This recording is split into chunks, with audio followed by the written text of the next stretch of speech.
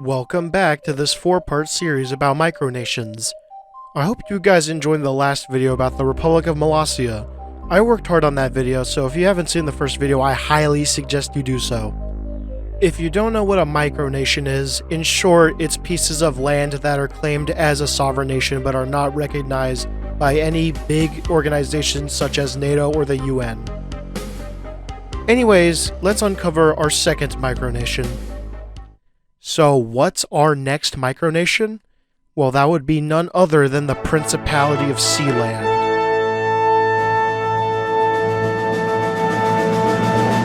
The Principality of Sealand is our second micronation on our list. Sealand is probably one of the oldest micronations as it was founded way back in the 60s. This country was claimed on Her Majesty's Fort Ruffs, an abandoned World War II fort just off the east coast of the UK. The current ruler of Sealand is Michael Bates, who has been the ruler since 2012.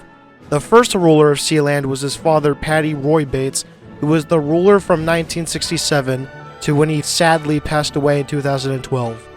I believe Sealand is the only micronation to have two different rulers, not counting overthrown governments. Just like the last one, this nation has its own government, flag, currency, national anthem, and more. Before we get into the details, let's start with a brief overview of the Principality of Sealand. Sealand is a micronation located on an abandoned World War II anti-aircraft platform in the North Sea, approximately 12 kilometers off the coast of Suffolk, England.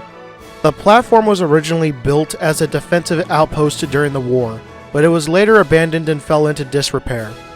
Since I don't have much more to say, let's just get straight into the traditions. As usual, if you prefer to skip to the history of Sealand, go to this timestamp.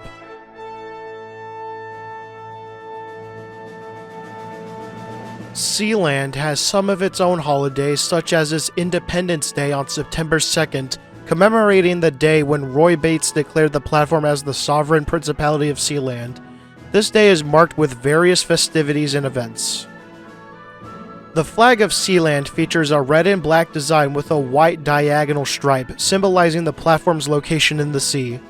The flag is proudly raised on the platform, representing the sovereignty and independence of the micronation. The raising of the Sealand flag is an important ceremonial tradition.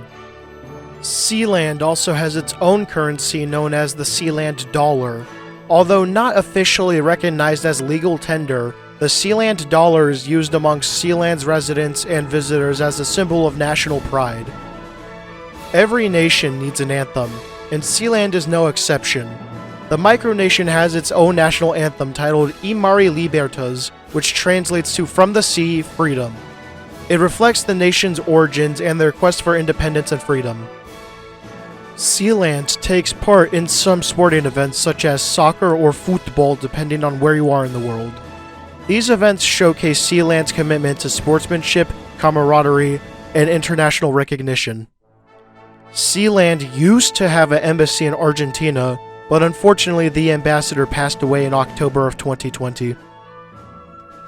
That was a lot to go over, and I'm sure you already know what time it is. We are now entering the history section of the video. Here we go. In 1967, Roy Bates, a former British Army major, occupied Her Majesty's Fort Ruffs, an abandoned anti-aircraft platform located in international waters off the coast of Suffolk, England. Inspired by his vision of establishing an independent state, Bates declared the platform as the Principality of Sealand and named himself Prince Roy Bates. Bates believed that the fort's location in international waters granted him the opportunity to establish his own nation, free from the jurisdiction of any existing country. He saw the abandoned platform as a blank canvas on which he could build a sovereign territory. With the support of his wife, Princess Joan, and their children Michael and Penelope, Bates began to realize his audacious dream. However, asserting their independence was not without its challenges. The United Kingdom, the country closest to Sealand, was not prepared to accept Bates' claim. In 1968, British authorities conducted a raid on the platform, but their attempts to remove the Bates family were ultimately unsuccessful. The Bateses fought back and managed to maintain control of Sealand. In 1975, the Principality of Sealand faced a significant challenge to its sovereignty when a group of German and Dutch mercenaries led by Alexander Achenbach attempted to overthrow the Micronation.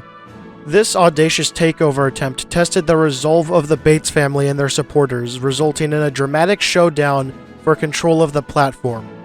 At the time, Prince Roy Bates was away from Sealand, leaving Princess Joan and her son Michael to defend the territory against the invaders. The mercenaries, heavily armed and determined to assert their claim, boarded the platform and attempted to seize control. However, they were met with fierce resistance from Princess Joan, Michael, and their loyal Sealanders. Despite being outnumbered and outgunned, Princess Joan and Michael exhibited remarkable courage and resilience. They utilized their knowledge of the fort's layout to their advantage, mounting a daring counterattack that caught the mercenaries off guard. Through their unwavering determination, they managed to overpower the invaders and regain control of Sealand. The failed takeover attempt by the Dutch and German mercenaries showcased the indomitable spirit of Sealand and the unwavering commitment of the Bates family to defend their micronation sovereignty. Their swift and decisive actions ensured the survival of Sealand as an independent principality.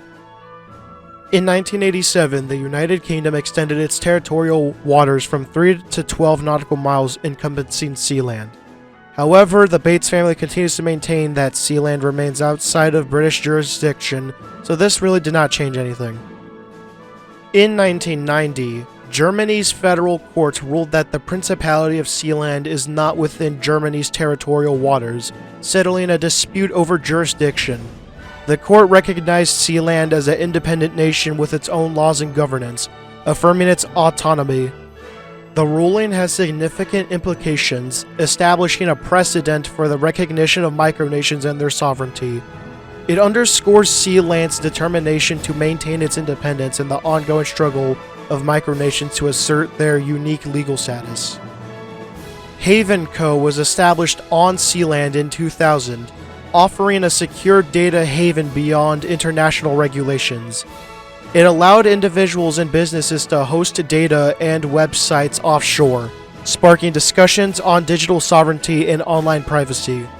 Although Haven Co. ceased operations in 2008, its presence on Sealand had a lasting impact on data privacy and offshore hosting.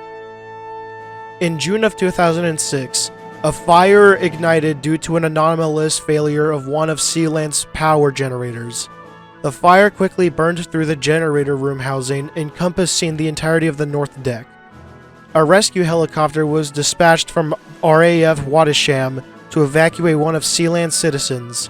Having been airlifted to hospital, he was treated for smoke inhalation and discharged the same day. The Principality had established a good relationship with RAF air-sea rescue teams and had for years allowed them to run practice drills of airlifting casualties from the Sealand fortress. In 2007, the Pirate Bay expressed interest in purchasing the Principality of Sealand, hoping to establish a haven for their controversial file-sharing operations. However, the proposal was ultimately rejected by the Bates family, the owners of Sealand. The episode highlighted the evolving landscape of digital rights and the challenges posed by online platforms like the Pirate Bay. It also emphasized Sealand's unique position as a micronation that attracted unconventional attention. In 2012, Prince Roy Bates of Sealand unfortunately passed away and was succeeded by his son Michael Bates. Today, Sealand serves as a gathering place for a vibrant and diverse community that transcends geographical boundaries.